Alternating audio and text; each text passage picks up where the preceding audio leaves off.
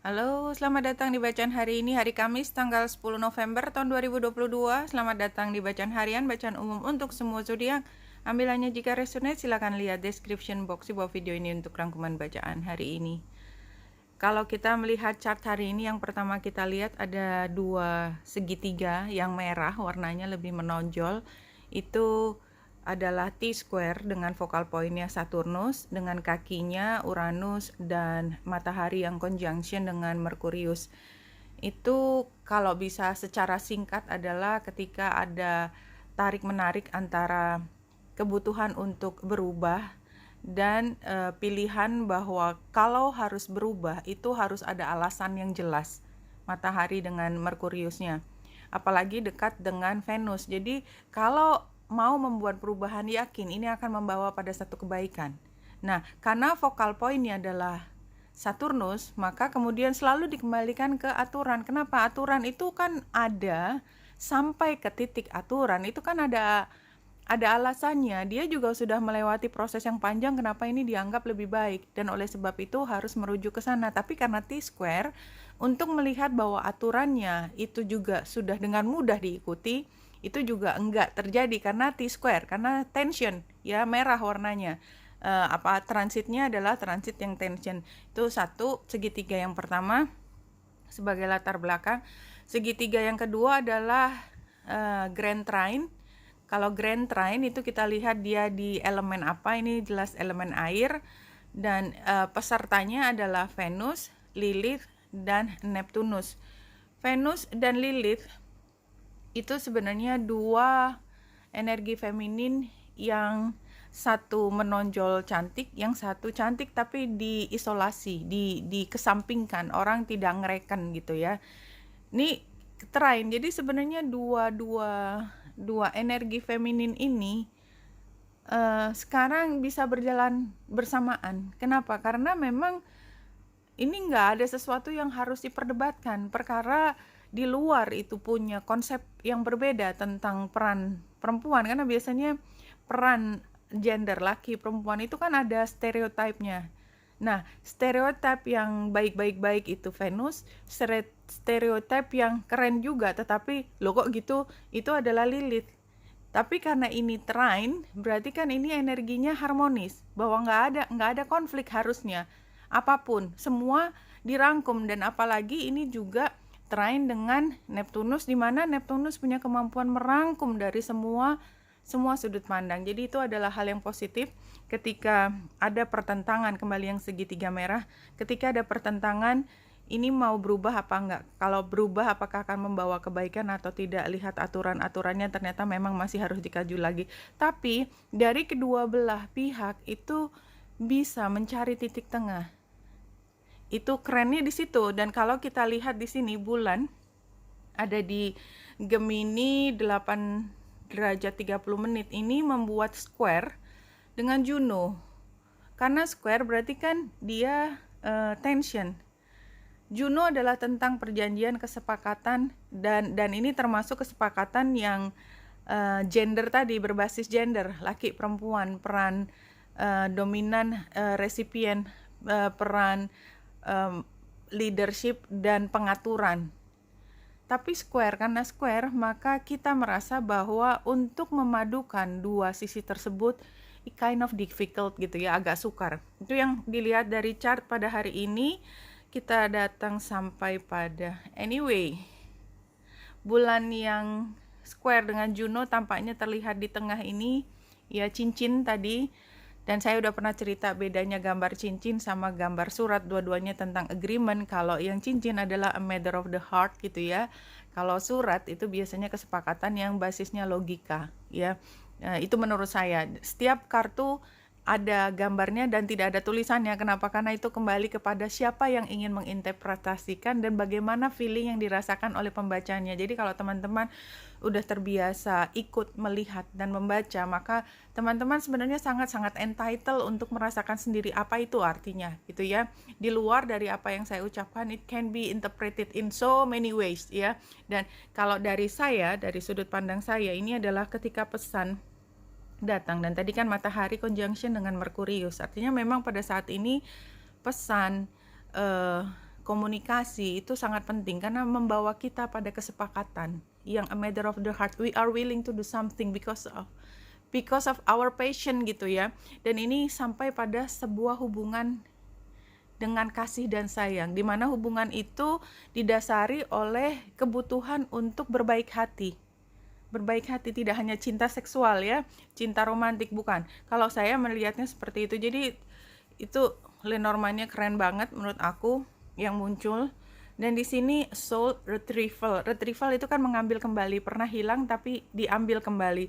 Soul kan jiwa. Jadi kayak kita menemukan kembali jiwanya setelah dia pernah jadi kepompong. Ini kan penggambarannya kepompong baru keluar dan dia menjadi a very beautiful butterfly. 5 kartu dari The Psychic Tarot ini. Jadi current situation-nya kita sedang memandang jauh ke depan. Jadi kita sedang membuat perencanaan. A matter of the heart kita lihat dari gambar airnya. Menuju ke matahari dan mataharinya jauh di sana. Ini visi. Di sana ada gambar pohon warna hijau. Ini adalah penggambaran dari pertumbuhan. Anything can happen in the future. Kita masih bisa mengupayakan supaya dia bertumbuh dengan sehat. Tapi kita berdiri sekarang tidak sedang berjalan karena di depannya ada air. Jadi ada hal di mana kita harus mampu melewati ini. Kita bisa ke kiri atau ke kanan tapi harus melewati emosi ini sampai kita bisa secara logis, rasional berjalan. Tapi pada saat ini yang dirasakan adalah emosi. Walaupun nanti dalam perjalanannya strateginya semua adalah penuh dengan logika, penuh dengan rasionalitas, tetapi diawali dengan emosi. Nah, ini what you are expecting adalah trapped in fear. Takut, jangan-jangan kita nggak bisa sampai ke sana. Takut, jangan-jangan kita tidak mampu. Takut, jangan-jangan ini bukan jalannya kita. Banyak sekali yang terlintas di kepala kita, tetapi hidden influences-nya adalah universe. Kalau menurut saya ini memang jalanmu. What do you know? Kan kamu cuma punya tugas untuk menjalanin apa yang udah di depan. Ini udah destiny. It's time to be rewarded for your efforts. Bahkan ini sebenarnya adalah terbuka jalan untuk kita mendapatkan abundance. Advice-nya discontent and boredom. Jadi advice-nya adalah kita nggak merasa puas. Kenapa? Karena memang untuk bisa berjalan ke situ ternyata yang dibutuhkan adalah perasaan discontent ini. Jadi saya pengen cerita sedikit tentang perjalanan bagaimana saya menemukan jalannya yang saya sudah jalani sekarang. Jadi saya punya rekan yang begitu keras ke saya ya. Jadi kalau secara emosi saya nggak bisa bilang dia teman sama sekali. Kenapa? Karena kayak step in the back terus gitu loh. Tapi ternyata perasaan saya gagal, saya tidak didukung, saya ngerasa dikhianati, itu membuat saya lebih kuat. Kalau dia nggak pernah benar-benar udah bilang ke saya apa, terus dia tiba-tiba hilang dan tiba-tiba saya yang harus menanggung semua tanggung jawab tersebut, maka saya akan terus berjalan di comfort zone. Saya nggak akan pernah jadi lebih kuat dari itu. Berikutnya, saya menjadi orang yang lebih kuat. Saya belajar banyak bagaimana cara menghandle orang. Di hati saya tetap nggak suka orang tersebut karena memang kan kita nggak bisa mengkhianati perasaan kita. It is what it is gitu ya. Tetapi logically gitu ya, dia adalah orang yang punya peran besar untuk membuat saya bangkit, soul retrieval. So that's life. Kadang-kadang kita nggak suka pada orang yang sebenarnya punya peran sangat penting di dalam kehidupan saya. Nah, di sini juga gitu. Kalau kita pada saat ini bertemu dengan orang yang nyebelin luar biasa, bikin kita setengah mati jungkir balik, karena ini semesta ingin memfasilitasi kita menemukan kekuatan di dalam diri kita. Just remember that discontent and boredom menurut saya adalah itu. Kenapa? Karena kita kan dengan dipaksa, dengan kita merasa tiba-tiba dicemplungin, kita merasa tiba-tiba dikasih jalan mudah, tiba-tiba diambil semua fasilitas tersebut, tapi kita harus survive, harus tetap napas, itu membuat kita lebih kuat dan lebih mampu untuk mencapai apa yang disebut dengan prosperity, kesejahteraan, apapun maksud dari kesejahteraan.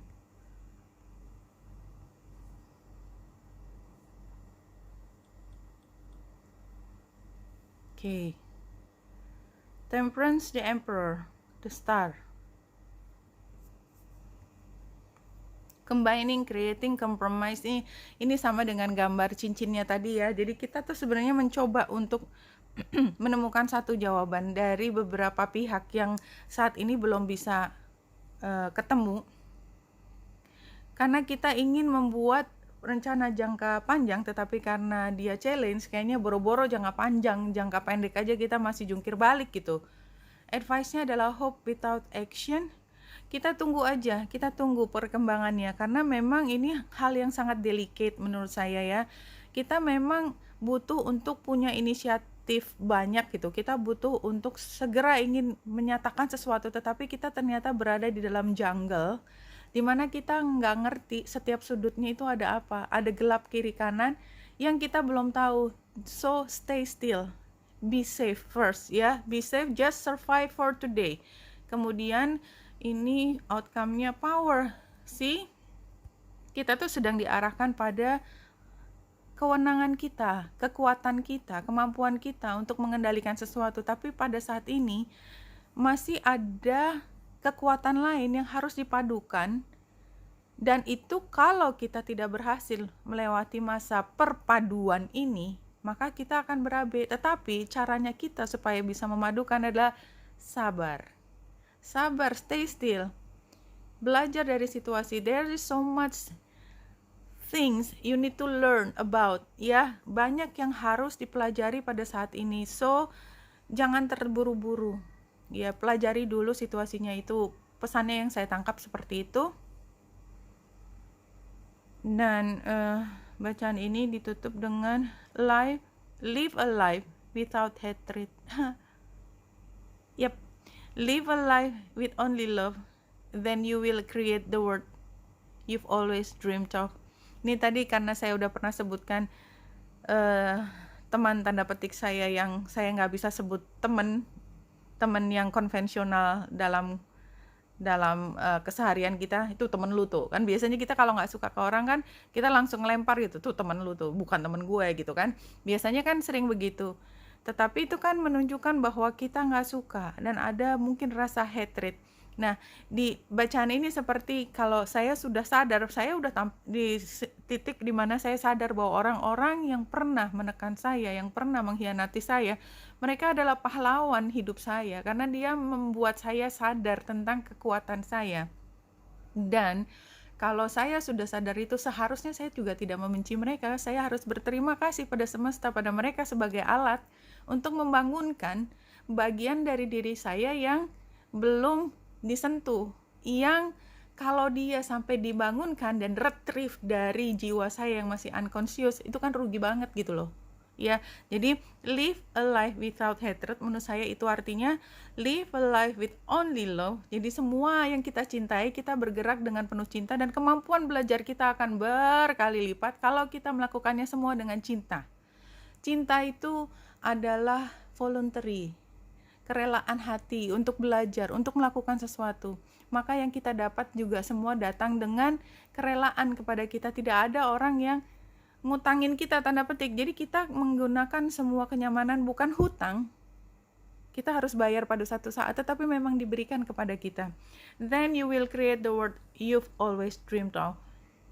Karena sebenarnya pada hakikatnya kita menginginkan semua adalah kebahagiaan. Hanya perjalanannya begitu berliku. Ada beberapa orang perjalanannya dilewati dengan penuh perjuangan, kesengsaraan, rasa sakit. Dan buat teman-teman yang punya ujian seperti itu, dia punya jauh lebih banyak PR untuk mengembalikan lagi pada tadi, the world they have been dreaming of, supaya dia kembali lagi menyadari bahwa kehidupan ini bukan tentang kesengsaraan, bukan tentang revenge, tetapi tentang love and light and love. Oke, Wenita Indra saya di sini, semoga membantu. Salam hati dan cahaya.